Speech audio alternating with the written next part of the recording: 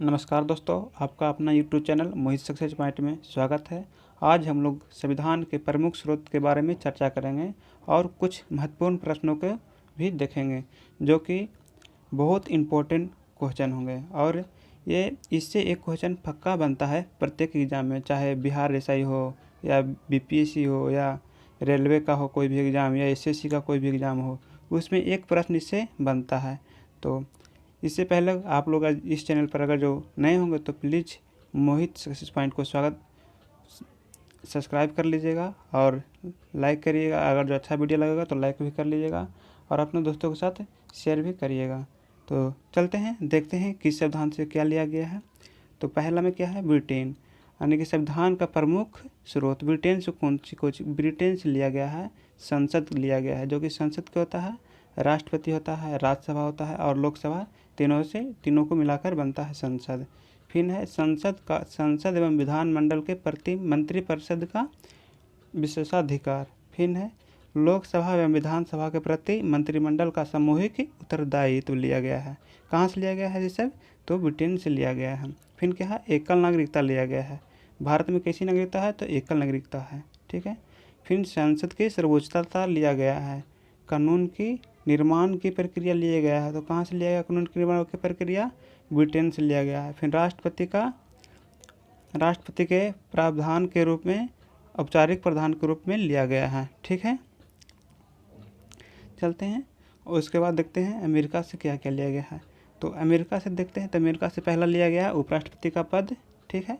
फिर राष्ट्रपति का महाभियोग, संविधान का प्रस्तावना, मूल अधिकार, सर्वोच्च न्यायालय, न्यायिक पूर्वावलोकन। ठीक है, राष्ट्रपति का निर्वाचन पद्धति और संविधान की सर्वोच्चता। ये सारे फैक्ट अमेरिका से लिया गया है जो कि भारत के संविधान में सम्मिलित है। तो चलते हैं आयरलैंड से क्या लिया गया है। तो आयरलैंड से देखते हैं हम लोग। आयरलैंड से लिया गया है राज्य का नीति निर्देशक तत्व, राष्ट्रपति का निर्वाचन मंडल।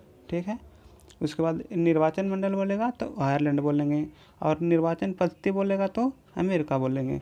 फिर राष्ट्रपति के द्वारा राज्य में विभिन्न सेवा क्षेत्र से 12 व्यक्ति मनोनीत करते हैं। ठीक है, तो कुल टोटल कितना सीट होता है राज्यसभा का, है 250 है। उसमें 12 कौन करते हैं, टोटल मैक्सिमम टोटल ऑफ कितना मेंबर होते हैं, तो 250 होते हैं। और अभी वर्तमान में पूछेगा तो 245 होते हैं।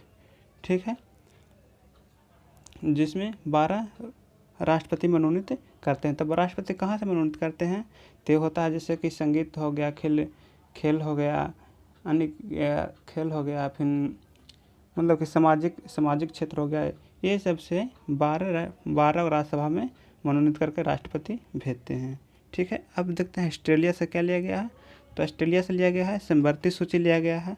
ठीक है, समवर्ती सूची में कौन चाहा, तो राज्य और केंद्र दोनों मिलकर काम करता है, तो समवर्ती सूची लिया गया है। फिर लिया गया है केंद्र और राज्य के बीच शक्ति का बंटवारा लिया गया है। संविधान के प्रस्तावन में छुपी हुई भावनाएं लिया गया। कहाँ से लिया गया है, ऑस्ट्रेलिया से लिया गया है। चलते हैं अगला प्रश्न देखते हैं।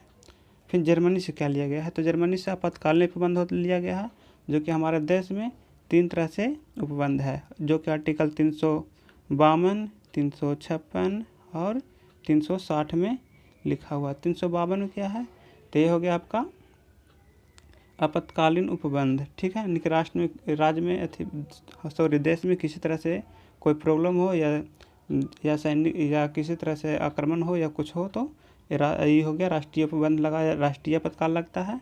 और 356 क्या होगा, तो राजकीय, यानी कि राज्यपाल शासन इसमें होता है, यानी कि राष्ट्रपति शासन बोलते हैं हम लोग जनरली। ठीक है, और 360 में क्या हो गया, ये वित्तीय आपातकाल हो गया। ठीक है, 352 को हो गया, तो यहाँ पे 352 हो जाता है राष्ट्रीय उपबंध जिसको बोलते हैं। फिर इसको बोलते हैं राष्ट्रपति शासन और 360 को बोलते हैं वित्तीय उपबंध। ठीक है, दक्षिण अफ्रीका से क्या लिया गया है, तो संवैधानिक संशोधन की प्रक्रिया लिया गया है। ठीक है, संवैधानिक संशोधन की प्रक्रिया कहाँ से लिया गया है, तो दक्षिण अफ्रीका से लिया गया है, जो कि आर्टिकल 368 में है। और भाग पूछेगा तो भाग 20 में होगा। ठीक है, फिर जापान से क्या लिया गया है, तो जापान से लिया गया है विधि द्वारा कानून को स्थापित करने की प्रक्रिया लिया गया है। ठीक है, उसके बाद कनाडा से देखते हैं। तो कनाडा से क्या लिया गया है, तो संघीय प्रणाली एवं अवशिष्ट सूची पर केंद्र सरकार के द्वारा कानून बनाने का अधिकार लिया गया। कहाँ से लिया गया है? तो कनाडा से लिया गया है। और पूर्व सोवियत संघ से क्या लिया गया है? तो यहाँ से लिया गया है मूल कर्तव्य, जो कि हमारे संविधान के भाग 4 के क में भाग 4 के क में आर्टिकल 51 का क में स्थापित किया गया है। ठीक है, मूल कर्तव्य, जो कि अभी वर्तमान में मूल कर्तव्य कितने हैं? 11। तो चलते हैं अब प्रश्न की ओर देखते हैं हम लोग, जो कि इम्पोर्टेंट प्रश्न हो गए। ठीक है, तो पहला प्रश्न है हमारा संविधान में वर्तमान में कितने भाग हैं? ठीक है, तो हमारे संविधान में कितने भाग हैं वर्तमान में? तो इसका सही आंसर हो जाएगा 22 भाग हैं। अगर जो गिनती से देखा जाए तो 25 होंगे, बट जो कि हमारा संविधान में लिखा हुआ है कि संविधान में परिवर्तन किया जा सकता है, बट उसके ढांचा में परिवर्तन कभी नहीं किया जा सकता। इसलिए हमारा संविधान में 22 ही भाग होंगे, बट गिनती के तौर में 25 होंगे। तो कहाँ होंगे हम लोग देख लेते हैं। देखिए, पहले 1 बढ़ा 4 के क, ठीक है, फिर 7 को ख़त्म कर दिया गया। ठीक, उसके बाद 9 का क है और 9 को ख है। ठीक है, और फिर नेक्स्ट 14 का क है। ठीक है, तो इसको ख़त्म किया, अगर जो मान लीजिए कि इसको ख़त्म किया, ठीक है, तो ये यहाँ पर ही हो गया। और फिर 22 था पहले से, तो 23, 24 और 25, यानी कि कुल टोटल देखा जाए तो 25 है, बट गिनती के तौर पर 25 है, बट हमारा संविधान में 22 ही भाग हैं। इसलिए कोई भी प्रश्न होगा तो इसमें हम लोग 22 ही भाग मारेंगे आंसर। तो चलते हैं नेक्स्ट प्रश्न की ओर। नेक्स्ट प्रश्न में है मूल अधिकार कहाँ से लिया गया है? तो मूल अधिकार कहाँ से लिया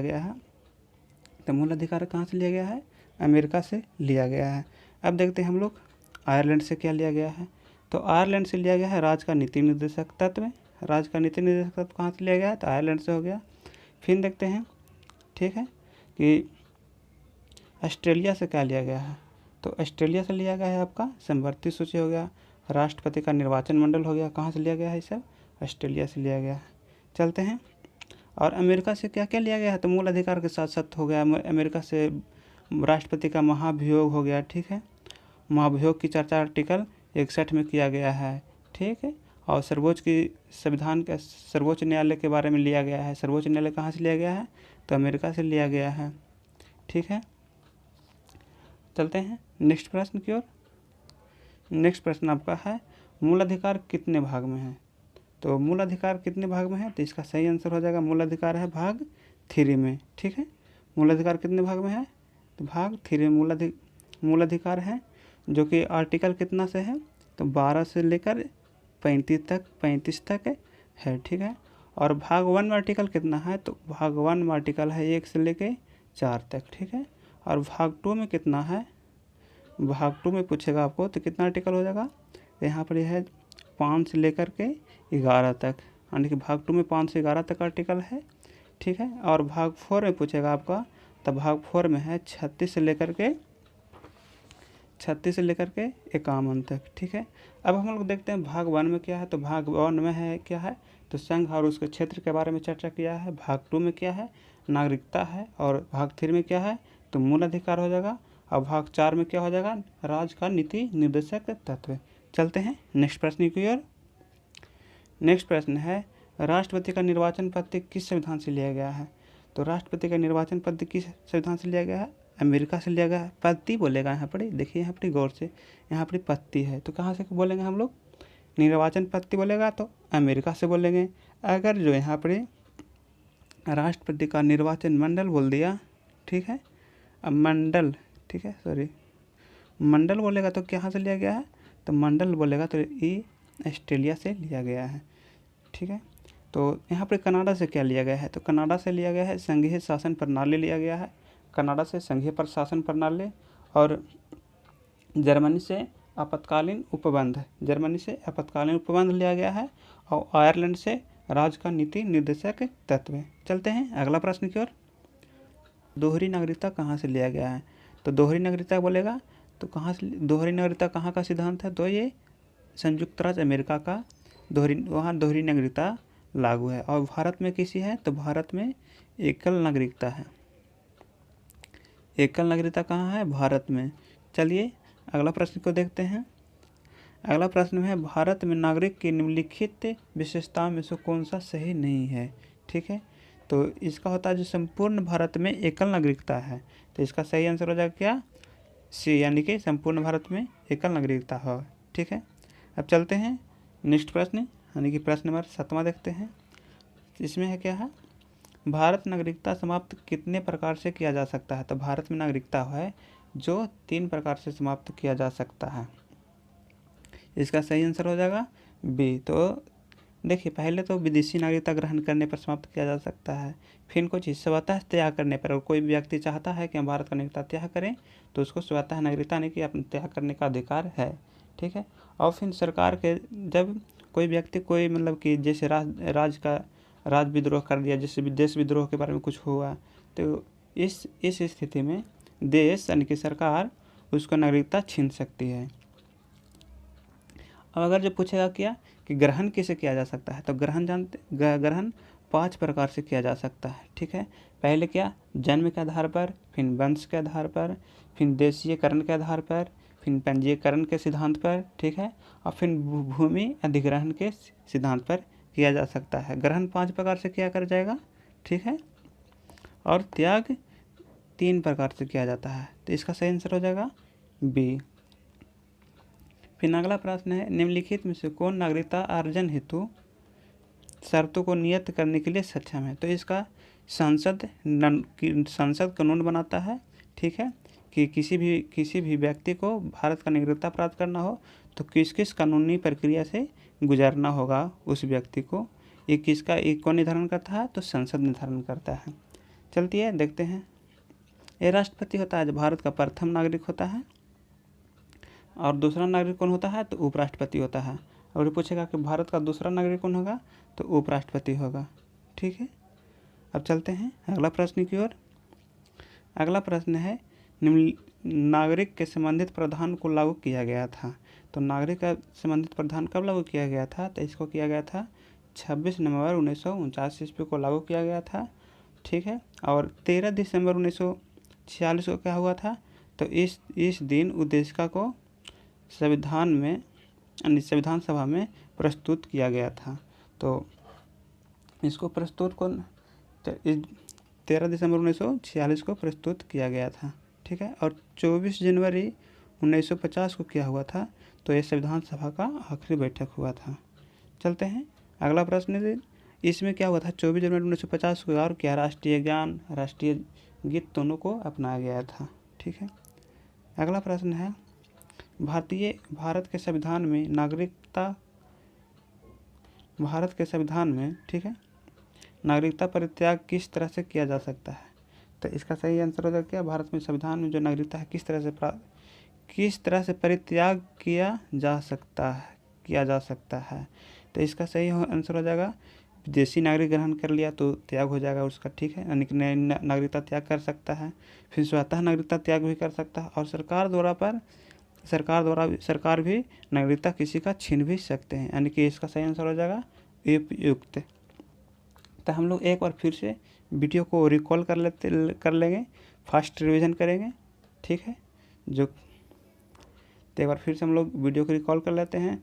तो प्लीज़ अगर आप दोस्त इस चैनल पर नए होंगे तो इसको सब्सक्राइब कर लीजिएगा और अपने दोस्तों के साथ शेयर भी करिएगा। तो पहला प्रश्न है आपका,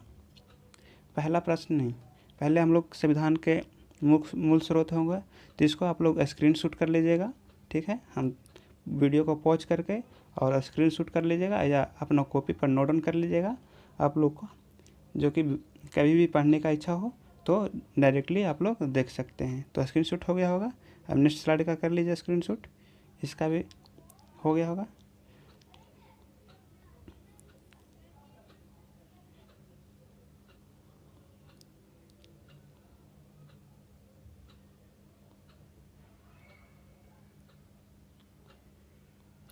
चलिए अब हम लोग प्रश्न देखते हैं। ठीक है, तो पहला प्रश्न क्या, हमारे संविधान में वर्तमान में कितने भाग हैं, तो 22 भाग हैं। इसका सही आंसर हो जाएगा ए। चलिए नेक्स्ट प्रश्न देखते हैं। मूल अधिकार कहाँ से लिया गया है, तो इसका सही आंसर हो जाएगा अमेरिका से लिया गया है। ठीक है, अगला प्रश्न है मूल अधिकार कितने भाग में है, तो मूल अधिकार कितने भाग में है, भाग 3 में है। ठीक है, चलिए अगला प्रश्न है राष्ट्रपति का निर्वाचन पत्र संविधान कहाँ से लिया गया है, तो राष्ट्रपति का निर्वाचन पत्र कहाँ से लिया गया है, तो अमेरिका से लिया गया है। ठीक है, अगला प्रश्न है किस देश में दोहरी नागरिकता का प्रावधान है, तो अमेरिका में है। अब भारत में एकल नागरिकता हो जाएगा। नेक्स्ट प्रश्न है भारत में नागरिकता की निम्नलिखित विशेषताओं में से कौन सी सही है, तो संपूर्ण भारत में पूरे देश में एकल नागरिकता का प्रावधान किया गया है। चलिए अगला प्रश्न देखते हैं भारत में नागरिकता समाप्त कितने प्रकार से किया जा सकता है, तो 3 प्रकार से किया जा सकता है और 5 प्रकार से ग्रहण किया जाता है। ठीक है, चलिए अगला प्रश्न है निम्नलिखित में से नागरिकता के अर्जन हेतु यानी कि निम्नलिखित में से नागरिकता का अर्जन हेतु शर्तों का नियम कौन बनाता है, तो संसद बनाता है। चलिए अगला प्रश्न देखते हैं नागरिकता से संबंधित प्रावधान को लागू किया गया था, तो कब लागू किया गया था, तो 26 जनवरी 1949 को किया गया था। ये रहा है आपका लास्ट प्रश्न भारत के संबंधित नागरिकता परित्याग किस तरह से किया जा सकता है, तो विदेशी नागरिकता ग्रहण करने पर या स्वतः त्याग करने पर या सरकार के द्वारा उसको नागरिकता छीनने पर भी किया जाता है। कि इसका सही आंसर हो जाएगा उपयुक्त में से सभी। तो कैसा लगा होगा वीडियो दोस्तों, प्लीज़ कमेंट करके ज़रूर बताइएगा। और अगर जो आप लोग इस चैनल को अभी तक सब्सक्राइब नहीं किए हैं तो सब्सक्राइब कर लीजिएगा। ठीक है, और अपने दोस्तों के साथ शेयर करिएगा। तो मिलते हैं नेक्स्ट वीडियो में हम लोग।